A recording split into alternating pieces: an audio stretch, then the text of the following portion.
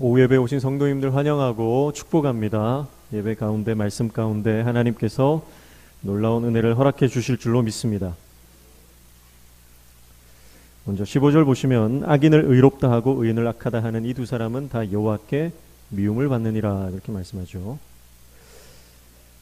법적인 다툼이 일어나는 상황입니다.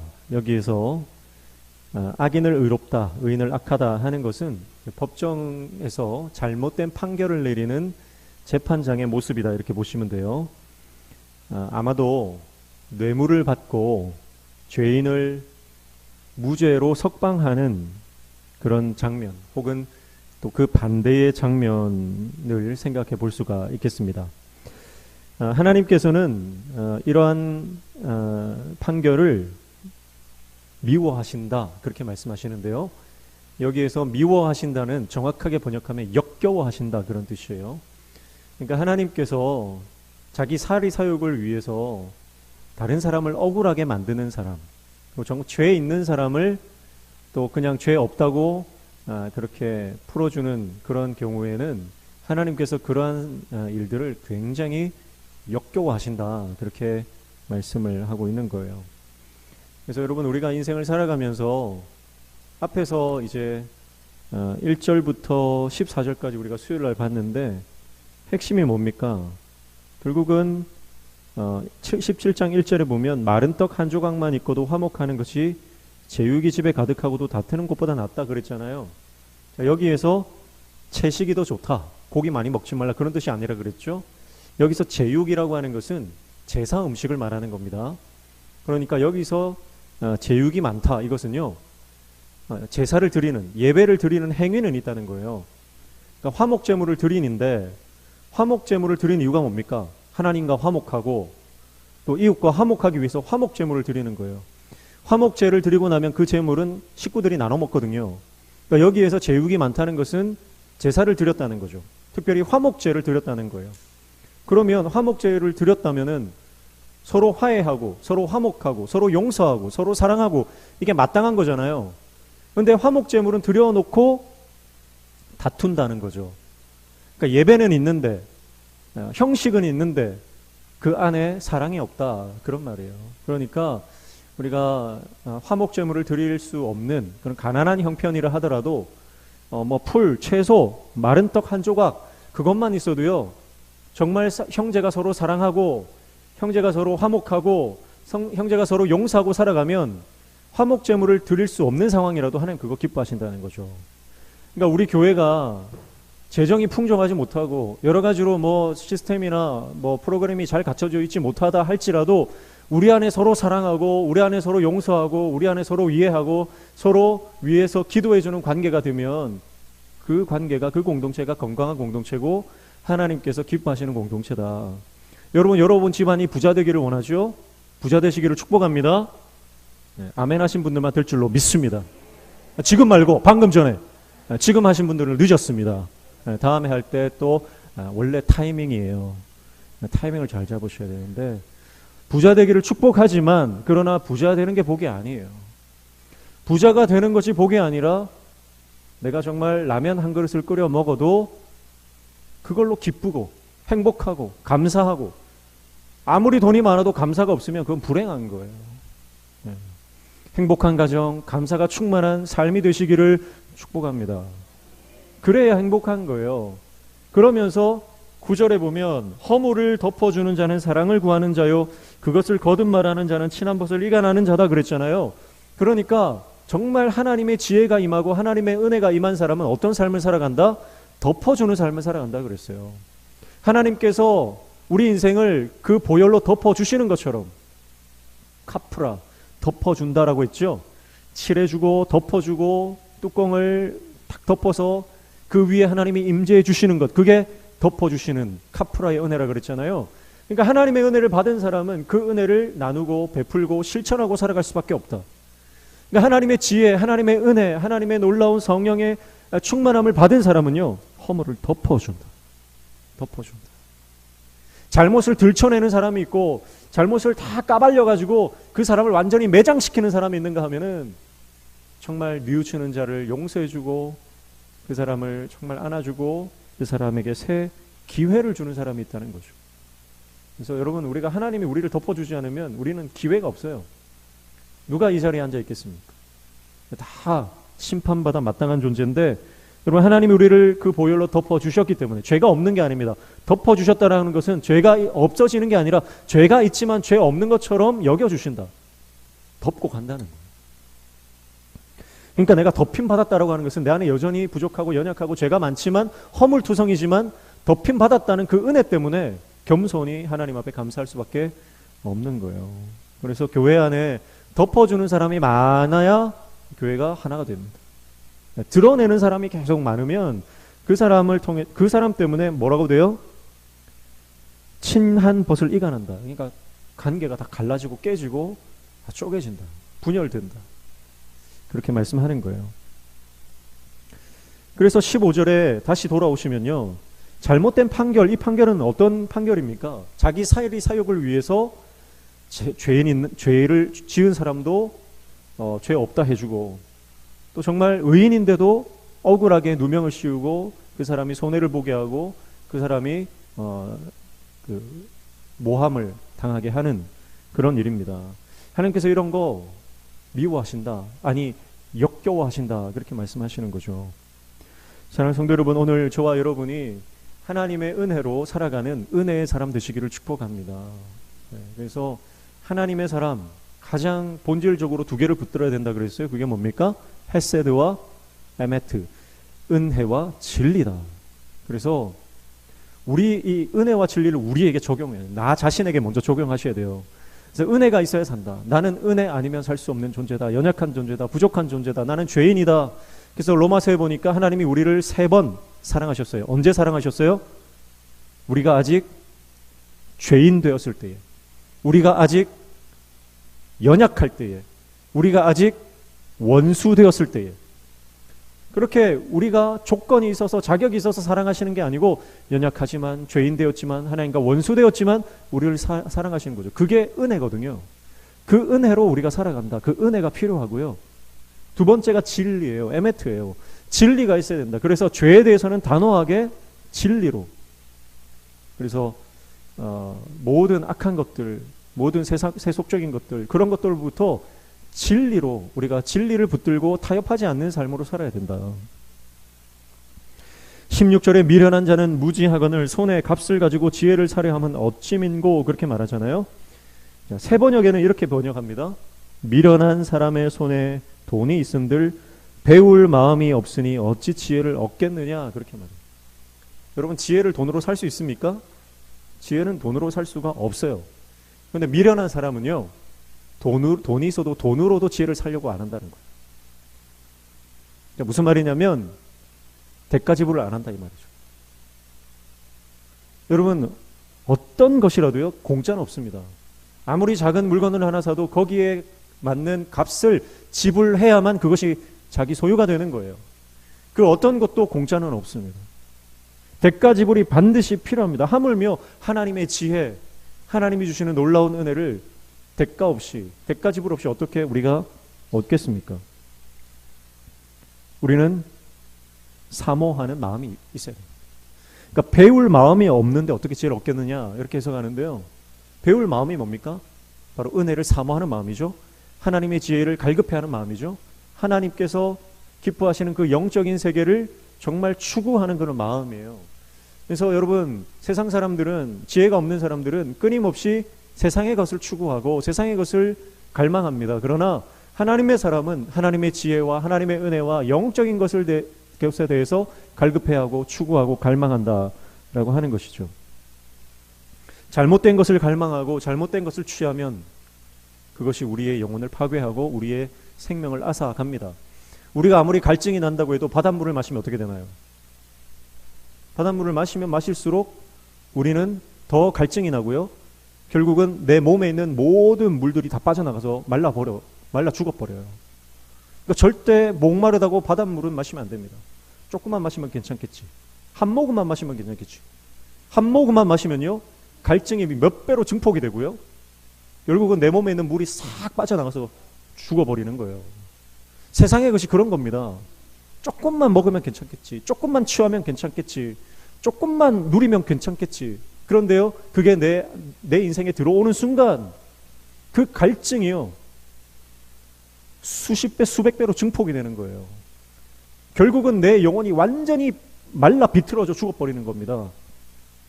술 한 잔 마시면 괜찮겠지. 그런데 한 잔이 두 잔 되고 두 잔이 석 잔 되고 나중에는 술을 마시고 내가 완전히 술에 지배를 당하는 거죠. 그래서 나중에는요, 내 의지가 없어요. 완전히 지배를 당하는 거예요. 마약에는 절대 손을 대면 안 되잖아요.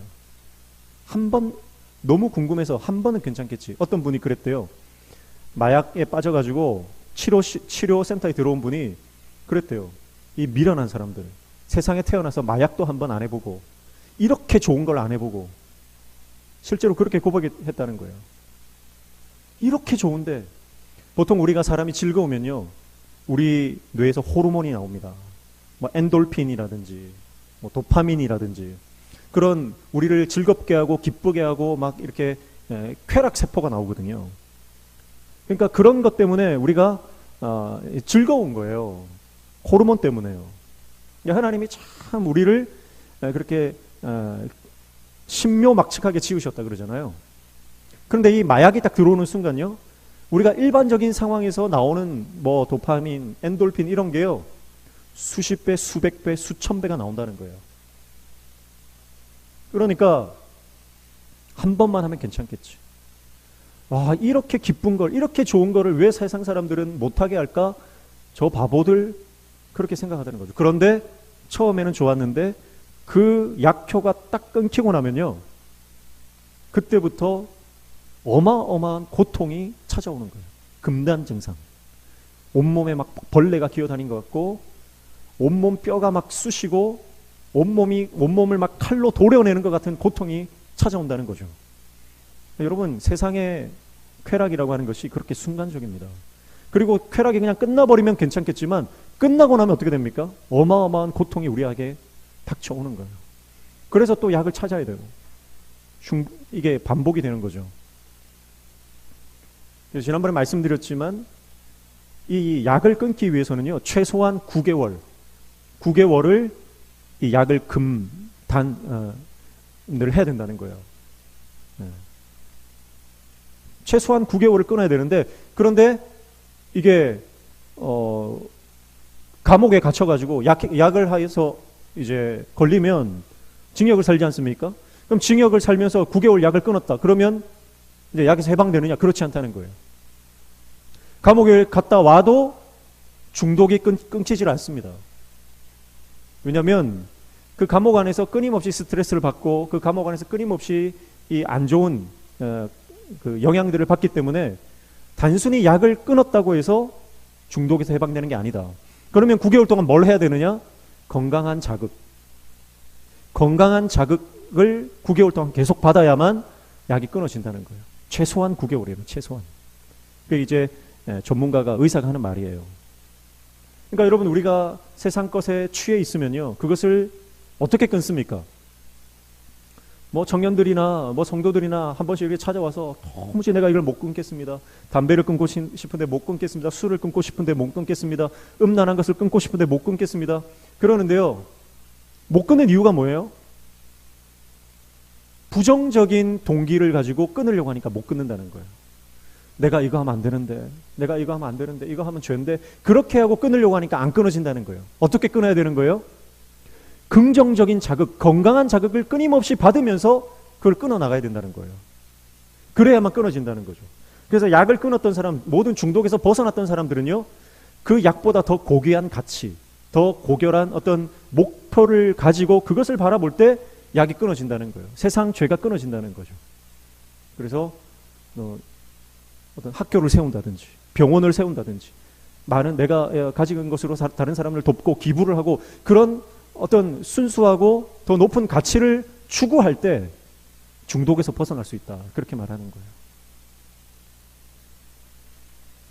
사랑하는 성도 여러분, 배울 마음이 없으면 지혜를 얻지 못합니다. 우리 안에 영적인 갈망이 없으면 우리가 하나님의 사람이 될 수 없고 예수 그리스도의 제자가 될 수 없습니다.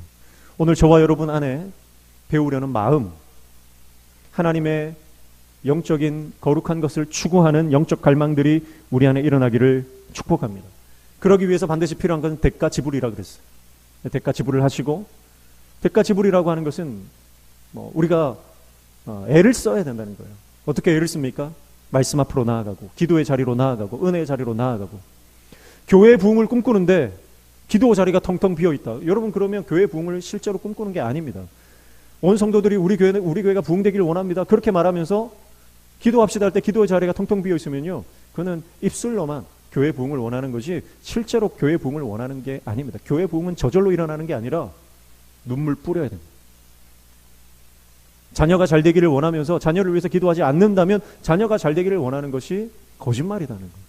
그 자녀를 위해서 눈물 뿌려야 되고, 자녀를 위해서 희생을 해야 되고, 자녀를 위해서 내가 포기하고 희생해야 될 것이 있다는 거죠. 그런 것이 있어야, 대가 지불이 있어야만 역사가 일어나고 변화가 일어난다. 17절에 친구는 사랑이 끊어지지 아니하고 형제는 위급한 때를 위하여 낳느니라, 그렇게 말씀하죠. 무슨 말이냐면 모든 때마다 사랑하는 자가 친구다, 그렇게 번역을 하면 됩니다. 또 형제는 재난의 때를 위해서 태어났다, 이렇게 직역할 수 있어요. 그러니까 이것을 의역하면, 좀 더 정확하게 의역하면 이겁니다. 어떤 상황이든 사랑을 실천하는 자가 친구다. 어려울 때 도와주는 이가 참 형제다, 이 말이에요. 지금은 우리가 친척, 형제라고 해도 잘 안 만나잖아요. 명절에나 한번 만나고 그렇게 되죠. 형제들끼리 잘 지내는 분들도 있지만 현대 사회에는 형제, 친척들이 자주 예전만큼 만나지를 못합니다. 오히려 친구라든지 이렇게 이웃이 더 가까운 경우가 많이 있습니다. 저는 우리 명신교회 성도님들 축복합니다. 형제보다, 핏줄보다 정말 내가 어떤 세상적으로, 태생적으로 그렇게 가까이 있는 그런 보다 성도들 간에 진정한 친구요, 진정한 형제가 되어지는 은혜가 있기를 축복합니다. 진정한 친구, 진정한 형제는 누구라고 합니까?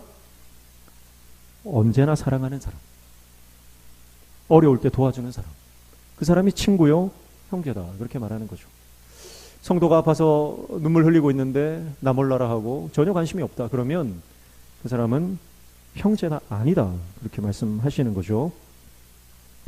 그래서 우리 모든 성도들 간에 이러한 진정한 형제와 친구의 관계가 형성되기를 축복합니다.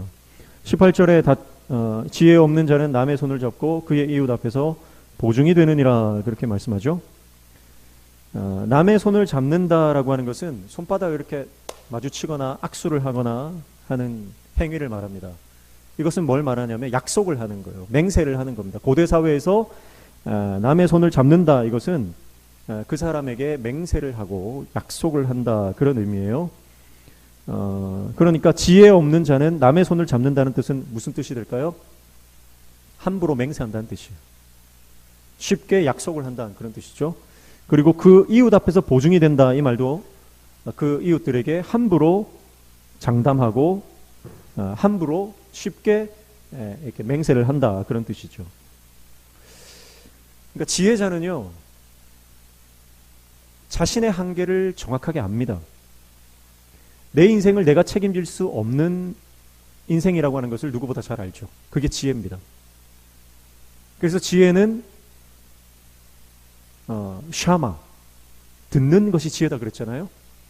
그러니까 하나님의 말씀을 듣지 않고서 내가 살 수 없고, 하나님의 지혜가 임하지 않으면 내 인생을 내가 책임질 수 없다라고 하는 것을 누구보다 잘 아는 사람이 지혜자예요. 근데 이 지혜가 없으니까 내 인생을 내가 책임질 수 있다고 착각하며 살아가고, 또 내가 남의 인생도 어떻게 내가 해줄 수 있다, 그렇게 착각하면서 살아가는 거죠. 함부로 맹세하고 함부로 장담하는 것, 이것은 어리석고 미련한 것이다 라고 하는 것을 말씀하는 거예요. 19절에 다툼을 좋아하는 자는 죄가를 좋아하는 자요, 자기 문을 높이는 자는 파괴를 구하는 자니라, 그렇게 말씀하죠. 자, 다툼을 좋아하는 자는 죄가를 좋아하는 자다.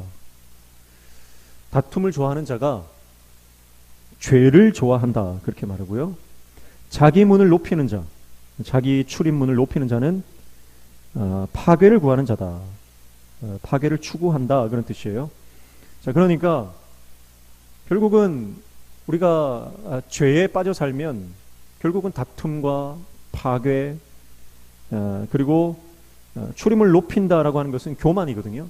교만한 자는 결국은 그 인생이 파괴되고 관계가 파괴되고 그 인생이 무너진다. 그런 말씀을 하고 있는 거예요. 20절에 마음이 굽은 자는 복을 얻지 못하고 혀가 패역한 자는 재앙에 빠진다. 그렇게 말씀하죠. 마음이 굽었다. 꼬이고 거짓말하고 굽었다라고 말합니다.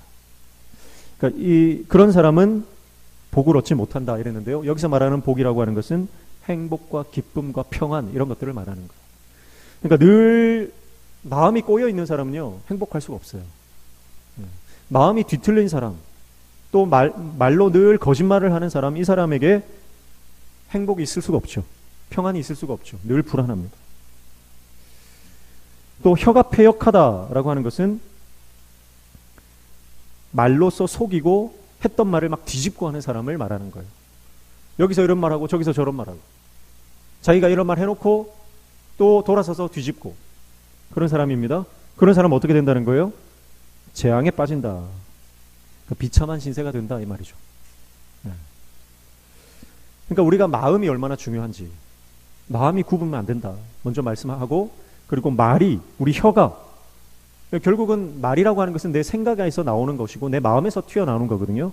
그러니까 내가 어떤 생각을 품고 있느냐, 내가 어떤 말들을 쏟아내느냐, 이것이 그 사람의 삶을 결정짓는다 그렇게 말씀하죠.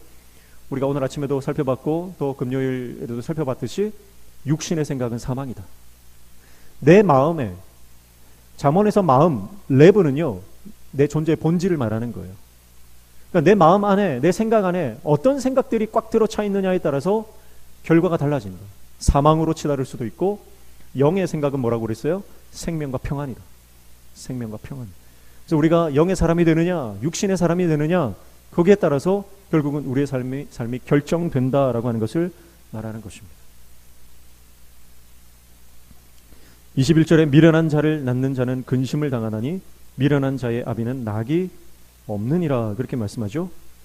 자, 미련한 자의 부모는 근심을 당하고 낙이 없다 그렇게 말씀하죠.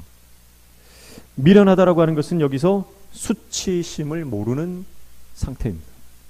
또 지성, 도덕이 결핍되어 있는 상태, 그리고 악하고 경건하지 못한 상태를 말하는 거예요. 그러니까 그런 아들, 늘 수치를 모르고 늘 악한 데 빠져서 윤리 도덕도 없이 늘 더럽게 불건견하게 그렇게 거룩하지 못하게 살아가면 그런 악한 자식은 부모에게 근심이 될 수밖에 없죠. 여러분, 우리가 거룩에 거하지 못하면 하나님이 우리 때문에 근심하십니다. 성령이 근심하십니다. 오늘 저와 여러분이 하나님의 근심거리가 되지 말고 하나님의 영광이 되시기를 축복합니다. 22절에 마음의 즐거움은 양약이라도 심령의 근심은 뼈를 마르게 한다 그렇게 말씀하죠. 이것은 앞에서도 우리가 살펴봤지만 마음과 몸이 연결되어 있다는 것을 말하는 거예요. 우리 인간은 영, 혼, 육으로 구성되어 있습니다. 영이 있고요, 그리고 육이 있는데 그 사이에 혼, 우리의 마음, 우리의 생각이 있어요. 그런데 우리가 육적으로 살아가면요, 우리의 혼이 이 육에 붙어버려요. 그래서 생각이 늘 육적인 것에 완전히 몰입하고 지배를 당합니다. 그러나 우리가 영적인 사람이 되면, 성령이 우리 가운데 충만히 임하시면요, 우리의 혼이 영에 붙습니다. 그래서 우리의 생각과 마음이 늘 영적인 것을 추구하게 되어 있어요.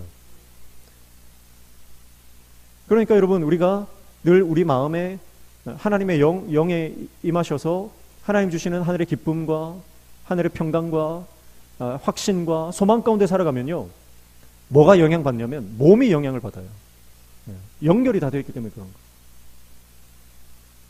그런데 내 안에 늘 세속적인 것들로 가득 차 있으면 결국은 우리의 몸이 병든다 그 말이죠. 그래서 마음의 즐거움은 좋은 약이 되고 상처받은 심령은 뼈를 말린다 이렇게 말씀을 하는 거죠. 여러분, 오늘 저와 여러분의 마음 안에 내적 기쁨, 내적 즐거움이 충만하기를 축복합니다. 그래서 우리의 영이 살 뿐만 아니라 우리 영이 삶으로 우리의 육체도 회복되어지는 은혜가 있기를 축복합니다. 건강하지 못한 심령은 몸을 병들게 한다고 했는데요. 여러분, 우리가 우리 안에 세속적인 모든 악한 것들이 들어오면 결국은 내 심령이 병들고 내 몸도 병들음을 알고 우리 안에 하나님이 기뻐하시는 거룩한 것들로 채워가는 저와 여러분 되시기를 주님의 이름으로 축복합니다. 네. 그래서 마음과 몸이 분리되지 않았다. 여러분 기억하셔야 됩니다. 그래서 저는 요즘에 제가 계속 기도하는 것이 뭐냐면 예배드리다가 병이 떠나는 거예요. 여러분, 예배드리다가 하나님의 은혜가 임하면 우리 안에 있는 모든 육신의 질병이 떠나가는 역사가 일어나게 될 줄로 믿습니다. 예수님의 3대 사역 중에 하나가 뭡니까? 고치시는 사역이에요.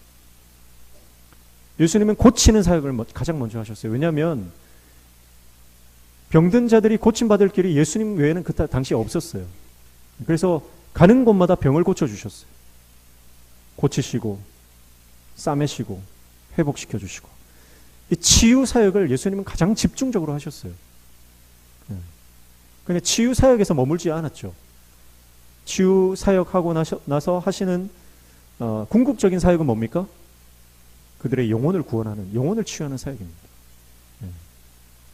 그리고 두 번째 사역은 먹이시는 사역이죠. 먹이시는 사역.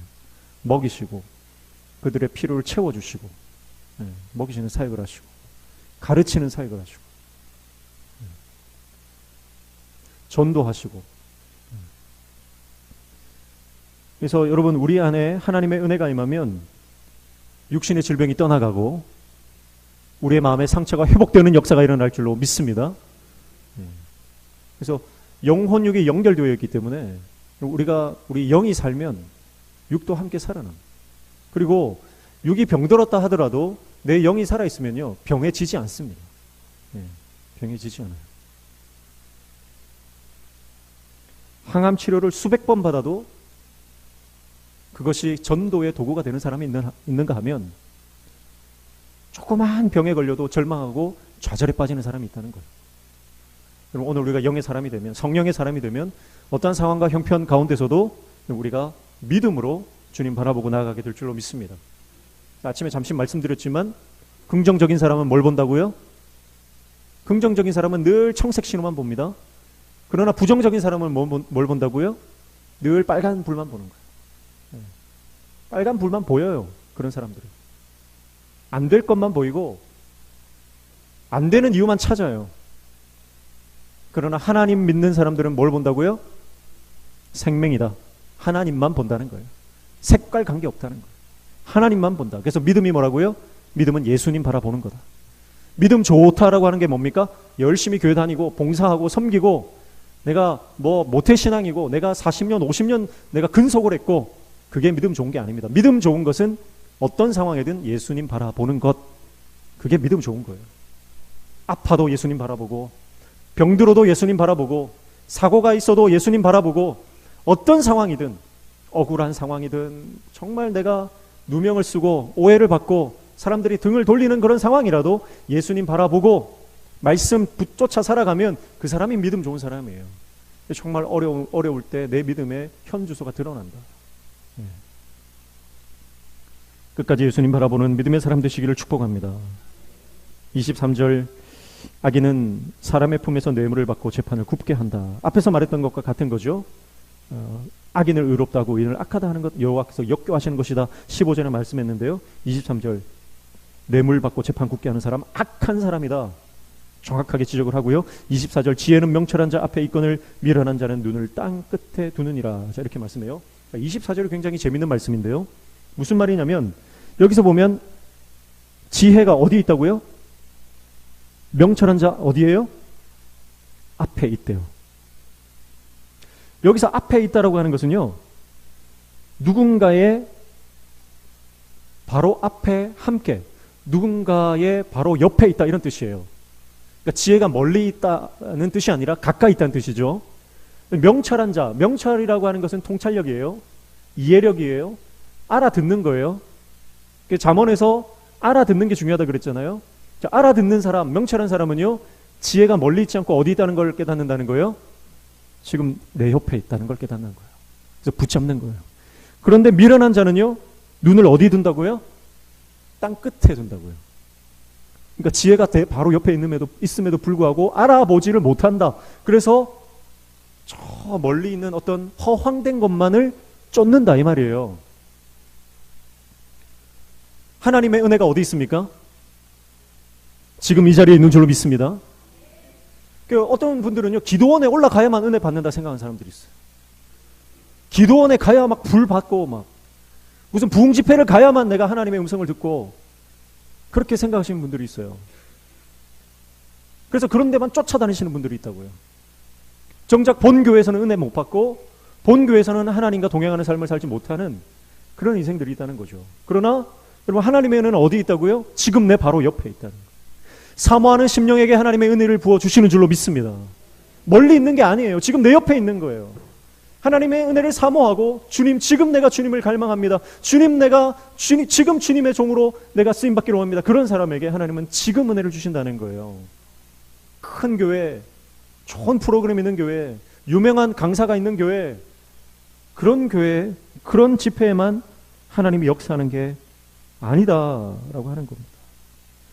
사랑하는 성도 여러분, 오늘 저와 여러분의 눈이 지금 내 옆에 계신 주님을 발견하고 우리 마음으로 깨닫기를 축복합니다. 사실 우리가 부족하잖아요. 저도 부족하고 우리 교회도 여러 가지 연약하고 부족한 게 많습니다. 그러나 부족하기 때문에 하나님의 은혜가 더 크게 보이는 줄로 믿습니다. 부족하기 때문에 내 안에 선한 것이 없고 우리 공동체가 연약하기 때문에, 그래서 하나님의 은혜가 임하면 하나님의 은혜 외에는 안 보이는 거죠.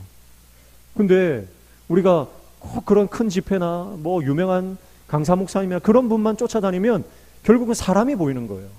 아, 저분이 대단하니까 은혜가 임했지. 저 교회가 대단한 교회니까 내가 은혜를 받았지. 그러면요, 일상 가운데서 하나님과 동행을 못하는 거예요. 25절, 미련한 아들은 그 아비의 근심이 되고 그 어미의 고통이 된다. 앞에 말했던 것 같은 거죠. 한 번 더 반복을 하고 있고요. 여기에서 근심, 고통, 근심이라고 하는 것은요, 속이 타는 거예요. 카스라는 히브리어인데 속이 타는 거예요. 속이 타서 애가 끓어서 그 안에 막 분이 차고 막 노엽고 막 흥분이 되고 그런 상황이죠. 고통이라고 하는 것은 메메르, 쓴맛이란 뜻이에요. 쓴맛. 인생이 참 쓰다. 쓴맛. 메메르. 마라도 쓰다는 뜻이죠. 마라. 같은 어원이에요. 미음이 2개 들어가잖아요. 미음이랑 리을이 들어가잖아요. 메메르, 마라. 그러니까 히브리어는 이게 기역, 니은, 디귿 이런 것밖에 없어요.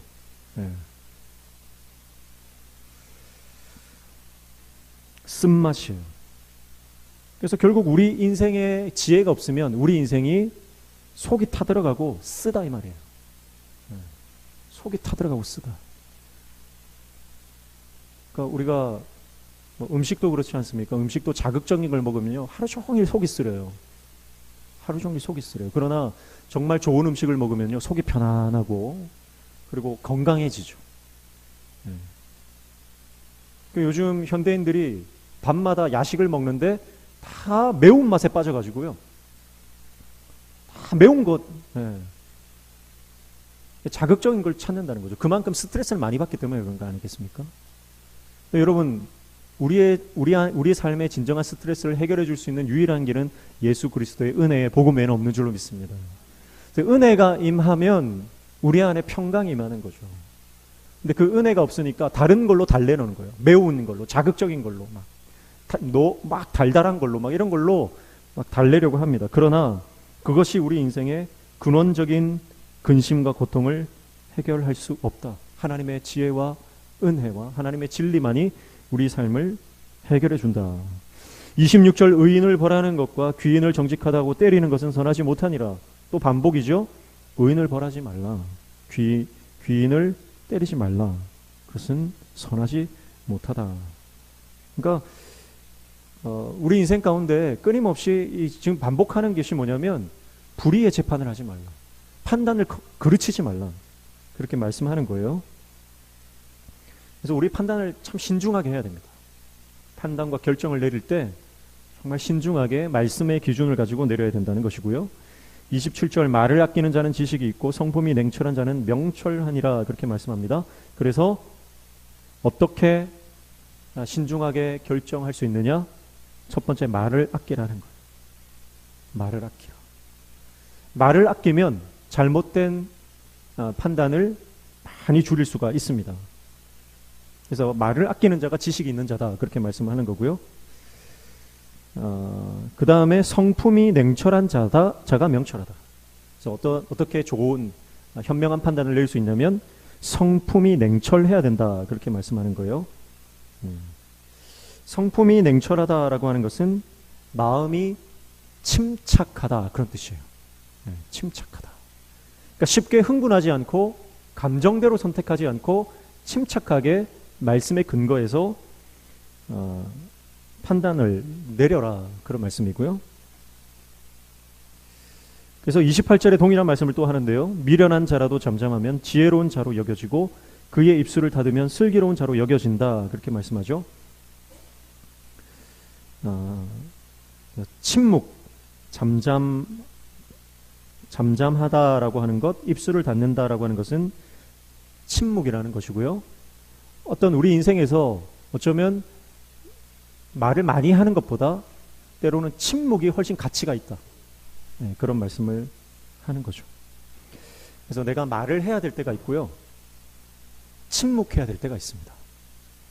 침묵해야 될 때 내가 막 말을 하고 싶은데 침묵해야 될 때를 알고 내가 침묵할 수 있다면 그 사람은 정말 지혜자예요. 어쩌면 우리 인생은요, 사실은 말을 해서 해결되기보다는 말하지 않고 가만히 있어서 해결되는 일들이 더 많아요. 우리가 인생을 살아보면 그렇지 않습니까? 근데 오히려 내가 말을 해버려가지고 일이 더 꼬이고 일이 더 복잡해지는 경우가 많다고요. 그런데 내가 침묵한다는 건 뭐예요? 입술을 닫는다. 이거는요, 사실은 하나님 앞에 기도한다는 뜻이에요. 그래서 내가 사람들 앞에서 말하지 않고 침묵하고 하나님 앞에 기도하면 일이 술술 풀리고 내 생각보다 오히려 하나님께서 더 놀라운 방법으로 일을 해결해 주시는 경우가 많아요. 실제로요, 뭐 여러 상황들을 보면 저 가만히 있으면 해결될 문제였는데 오히려 나서가지고 일이 커지는 경우가 많거든요. 괜히 나서서 일을 크게 만드는 경우가 많다는 거죠. 그래서 사랑하는 성도 여러분, 우리가 사람 앞에 말하기보다 하나님 앞에 기도하는 자 되시기를 축복합니다. 그래서 어떤 상황이든 기도하는 자가 하나님의 지혜를 얻고요, 문제를 해결할 수 있는 하나님의 놀라운 통찰력이 우리 가운데 임할 줄로 믿습니다. 그래서 앞에 문제가 있는데 문제만 보는 사람이 있고요, 하나님의 지혜, 하나님의 명철, 통찰력이 임하면요, 문제를 꿰뚫어 봅니다. 문제를 꿰뚫어 보면 뭐가 보이죠? 문제를 꿰뚫어 보면 뭐가 보입니까? 뒤에 있는 게 보이죠. 뒤에 뭐가 있습니까? 하나님 계시는 거예요. 높은 산이 가로막고 있습니다. 그런데 그 산과 같은 문제를 꿰뚫어 보면 뭐가 보여요? 산보다 더 크신 하나님이 보이는 거죠. 그게 믿음의 눈이에요. 사랑하는 성도 여러분, 오늘 저와 여러분 인생 가운데 이 지혜가 임하기를 축복합니다. 그래서 우리 인생 가운데 모든 판단, 우리 인생의 모든 결정, 이것이 내 생각과 내 경험과 내 고집이 아니라 하나님 주시는 지혜, 하나님이 주시는 명철, 하나님이 주시는 이 놀라운 통찰력으로 우리 인생을 아름답게 열매 맺으며 살아가는 하나님의 종들 다 되시기를 주님의 이름으로 축복합니다. 찬양하겠습니다.